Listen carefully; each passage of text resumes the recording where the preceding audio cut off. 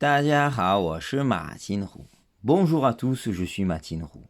Aujourd'hui, je voudrais vous expliquer ce que c'est la fête du solstice d'hiver, c'est-à-dire du début de l'hiver. Allez, c'est parti.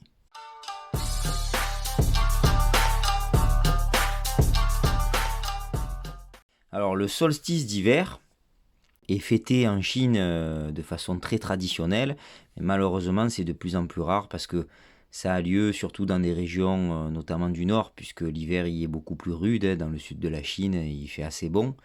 Et aussi à Taïwan, l'île de Taïwan, c'est une fête traditionnelle, même si elle se perd de plus en plus, elle a encore lieu chaque année. Alors, le solstice d'hiver s'appelle Tongzhi. Tongzhi.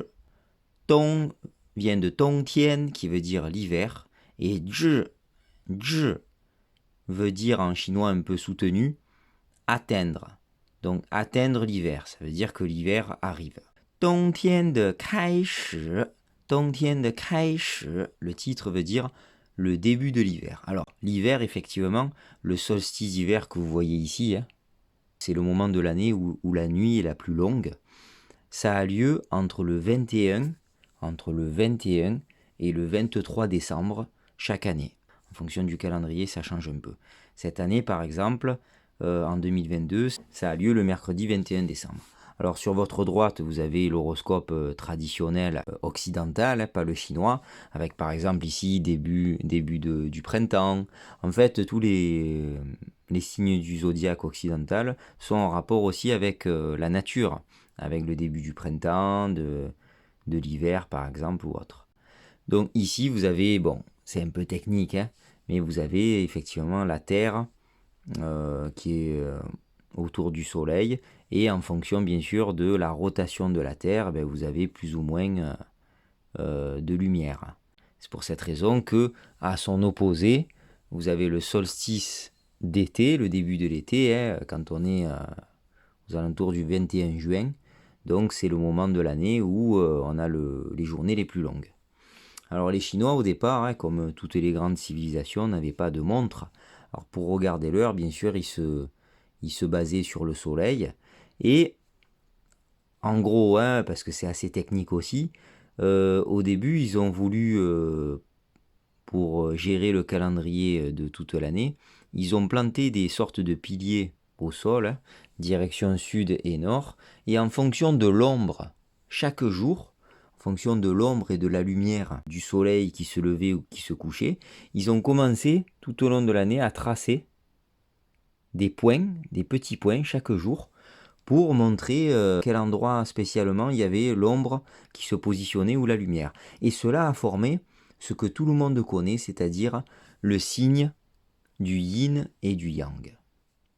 Et ils ont vu qu'avec le signe du yin et du yang, il y avait vraiment un équilibre au niveau de la nature, puisque si on regarde par exemple Tongzhi, le solstice d'hiver, il y a marqué ici que c'est le jour le plus court de l'année, puisque ici, si vous regardez de là jusqu'au centre, vous avez le moment de l'année le plus sombre, c'est-à-dire la nuit la plus longue, mais le jour le plus court.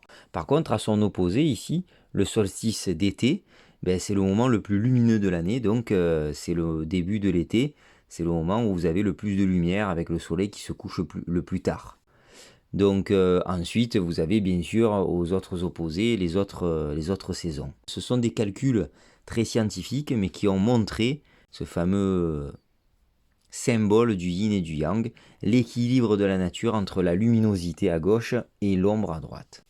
Alors, dans les régions en hiver, surtout les régions les plus froides de Chine, lorsqu'on se rapproche vraiment de la Sibérie et donc du Grand Nord et de la Russie, vous avez différentes traditions qui permettent de compter par 9 les jours qui restent pour que le printemps arrive. Parce que n'oublions pas que le printemps, la fête du printemps, qui est le nouvel an chinois, ça n'a pas lieu vraiment en mars, ça a lieu plutôt en janvier-février, mais quand même, pour eux, c'est presque le début du printemps qui va arriver. Donc la fête du printemps, c'est le nouvel an chinois.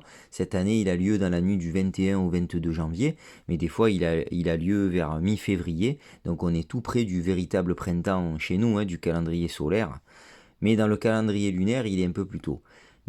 pour compter un peu les jours, parce que bien sûr l'hiver est très long, dans certaines régions de Chine, l'hiver des fois peut durer près de 6 mois. Eux ils disent qu'il y a 81 jours entre le début de l'hiver et le début du printemps pour que le nouvel an chinois arrive. Donc selon les régions de Chine, comment ils font pour faire en sorte que les jours passent plus vite? Ils vont compter par 9, en tout cas jusqu'au chiffre 81, le début de l'hiver jusqu'au début du printemps. Donc ils vont colorier 81 petits bourgeons de fleurs de cerisier ou de prunier, couleur rouge en général, pas forcément dans un ordre particulier, mais surtout pour faire patienter les enfants. Donc chaque jour, à partir du solstice d'hiver, ils vont colorier comme un calendrier de l'Avent, si vous voulez, pour nous, pour Noël, chaque bourgeon. Sinon, il y a des traditions un peu plus anciennes, à base de calligraphie, d'écriture de caractères. Donc en gros, ici, c'est pour dire que ils attendent que le printemps arrive. Donc ils ont 9 caractères à calligraphier. Chaque caractère est composé de 9 traits. 9 caractères x 9 traits égale 81 jours à patienter pour que le printemps arrive. Et aussi, il y a un autre calendrier qui fait vraiment penser à un calendrier de l'Avent. Là, ça veut dire le dessin qui annule le grand froid. Donc c'est pour qu'on se rapproche le plus vite possible du printemps. Et là, vous avez 9 carrés de 9 pièces traditionnelles chinoises. Les fameuses pièces qu'on trouve des fois dans les mangas, ce sont des pièces trouées. Donc vous avez des cercles avec la représentation d'un carré, mais c'est troué. Et en fait, ces pièces traditionnelles représentent l'univers aussi. Le carré égale la Terre, le cercle égale le ciel, donc ça veut dire le monde de l'univers. Et là, vous avez donc 81 pièces pour représenter les 81 jours d'attente pour que le printemps arrive. Là, je vous montre des photos traditionnelles de 1914 à Pékin, la capitale, bien sûr, qui est située dans le nord, des fois avec des hivers à moins 10, moins 15, avec du vent de Sibérie, donc il fait très froid. Là, je pense, oui, ça doit être dans le temple du ciel, ou bien peut-être à la cité interdite, je n'en suis pas sûr, peut-être à la cité interdite, mais vous avez une cérémonie traditionnelle, très, très ancienne, du solstice d'hiver. Un peu plus récent, en 2013, dans l'ancienne capitale de la Chine, qui a été capitale pendant 1300 ans de la Chine, Xi'an, qui se situe au centre-nord de la Chine. Donc vous avez sûrement aux alentours de l'armée en terre cuite, ici une cérémonie traditionnelle chinoise avec une personne habillée en empereur. Alors, toujours de la gastronomie, ça réchauffe les cœurs. Ici, quelle est la spécialité du solstice d'hiver dans le nord? Beifang Jiaozi, les raviolis du nord. Et ensuite, dans le sud, ils ont leurs raviolis à eux, mais en fait, ce sont des boules de riz gluant, blanc, donc c'est blanc. Les Nanfang Tangyuan. Tangyuan, ça veut dire les ronds, ce qui est de forme ronde, dans une soupe. C'est dans une soupe un peu visqueuse, mais c'est à base effectivement de riz gluant. Alors avec des farces différentes, ici vous avez à base de cacahuètes, mais le plus traditionnel c'est quand même avec le sésame noir, je vais vous montrer tout à l'heure. Donc des fois ils font des petits dessins sur les tangyuan pour que ce soit plus sympathique pour les enfants, mais c'est plutôt un dessert ici. Donc n'oublions pas que les Chinois de façon traditionnelle mangent autour d'une table ronde qui a la forme d'une pleine lune. Donc c'est le symbole de la réunion familiale. D'où Tangyuan, le dessert du sud, fait penser à la prononciation. C'est devenu une expression idiomatique en 4 caractères. Tuan Tuan Yuan Yuan.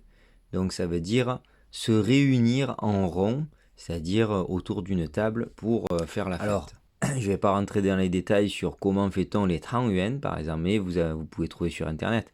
Mais vous avez un début de recette. Ce que je vais vous montrer surtout, c'est que le tangyuan traditionnel, en général, est fait avec une farce de sésame noir, à base de sésame noir, parce que ça représente le fameux yin et yang que je vous ai montré tout à l'heure, qui représente l'obscurité et la lumière par rapport aux différentes périodes de l'année du calendrier. Donc le sésame noir et le riz gluant blanc, Ça représente vraiment le yin et le yang. Donc vous le voyez ici dans un bol quand c'est mangé, le fameux sésame noir. C'est vraiment le plus traditionnel au niveau de la farce. Et donc sur ce, je vous souhaite une excellente fête du solstice d'hiver qui se dit Dongzhi Kuai-le, Dongzhi Kuai-le. Merci à tous, j'espère que ça vous a plu et je vous donne rendez-vous pour d'autres fêtes traditionnelles chinoises et d'autres vidéos. Xie xie, zaijian. À bientôt sur ma chaîne et n'oubliez pas de partager et de liker.